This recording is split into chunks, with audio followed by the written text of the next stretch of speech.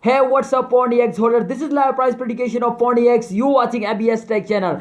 Please just subscribe ABS Tech channel for latest update of good news and bad news of all cryptocurrencies. So I hope you just subscribe ABS Tech channel, and please kindly, if you enjoyed this video, please like video. So first of all, guys, let's start this video. The 1 hour result, if you can see here, the absolutely and the minus, the changes as in the minus. This is live chart of last 1 hour Pundi X. You can see here the chant is minus 2.43%. Absolutely, they're gonna down. Absolutely, the reason is that this is the starting of month. Absolutely. Okay, guys. So let's check it out. The last 2 hour result, and then we decided to this is the selling time or buying time. Oh my god, absolutely, I am alright. You can see here the last 2 hour result is absolutely and the plus. You can see here absolutely and the plus 0.35%. Absolutely gone up like a rocket. Absolutely. But again, if you can see here, this is absolutely a big jump, but again they can starting dumping, absolutely like a dumping. So this is one reason for this is the start of month, and those days every cryptocurrency as goes down. So guys, let's check it out the last 4 hour result, and then